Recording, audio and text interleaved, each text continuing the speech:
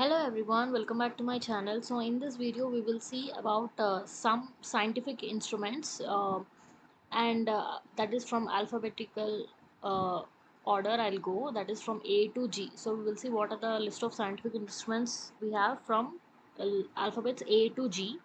Coming to the first one, which is altimeter. So altimeter is also known as altitude meter. It is used to measure the altitude or distance of an object above a fixed level such as the earth's surface, water surface, etc.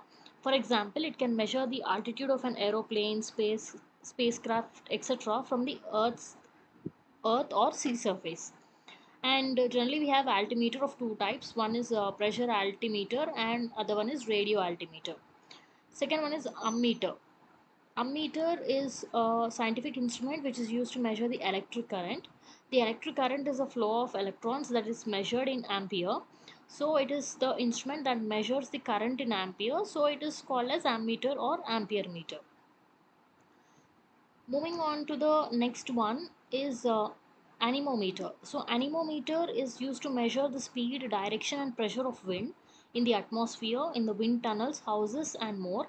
It is provided with a spinning wheel. The stronger the wind blows, the faster the wheel rotates. The instrument counts the number of rotations, and based on the count of rotations, it calculates the wind speed.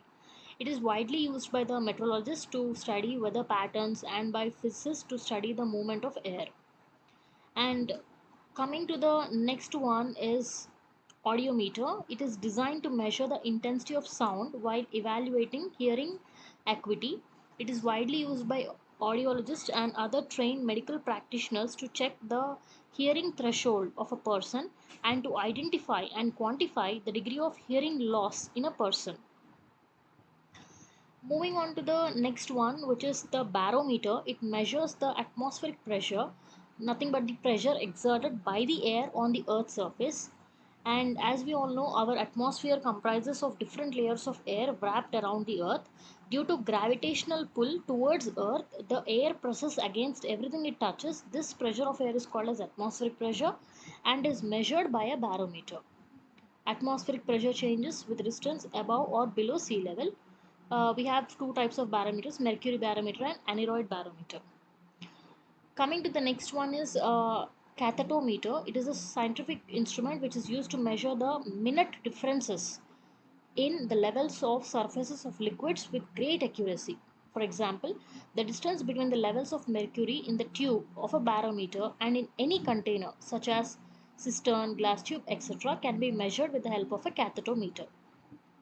Moving on to the next one, which is a colorimeter. Colorimeter is used to measure the absorbency of light waves.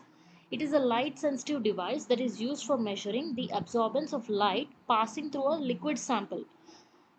Basically, absorbance is the amount of light absorbed by a solution which is containing a solute. And coming to the next one is a crescograph. So it is a device that is used to measure the growth in plants. It was invented by Sir Jagdish Chandra Bose at the beginning of the 20th century. Its main components include a smoked glass plate and a clockwise gears. And the one is the cryometer. It is a type of thermometer that is used to measure very low temperatures of objects. There are a lot of devices that can be used as cryometers. These devices are mostly used to measure low temperatures in space. For example, like we have thermocouple, vapor pressure thermometers, resistant thermometers, etc.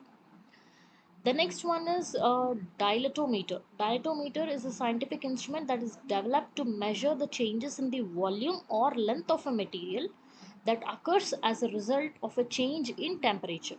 These materials can be ceramics, glasses, polymers, and metals. These changes in the dimension of a material are measured on the basis of dilatometry. The next one, what you see is a electron microscope. So it is used to see extremely small objects such as atoms, bacteria or virus. It uses electrons to create an image of an object or specimen under observation. Its magnification or resolving power is very high as compared to ordinary microscopes. The next one, what you see is a endoscope. So this instrument is used to examine or view the internal organs inside our body without performing surgery. It is a long thin tube which is flexible enough to move inside our body. It has a light and a camera that allows us to see the inside of our body on a television screen. It is used to examine organs such as throat, esophagus, stomach, etc. The next one, what you see right now on the screen, is a fathometer. So it is a scientific instrument that is used to measure the depth of water. Example, like ocean depth. It is mostly used by ships to find out the depth of water below the ships. Fathometer is an echo sounding instrument that uses sound waves to calculate the depth of water. And the last one is the galvanometer. It is used to measure the presence of small electric current and voltage. It also detects the direction of the current flowing in the circuit and the null point of the circuit. What is a null point? The null point refers to the time when no current is flowing in the circuit. So this is all about the scientific instruments from A to G. Wait for the next video where we will see another sequence of scientific instruments. Thanks for watching.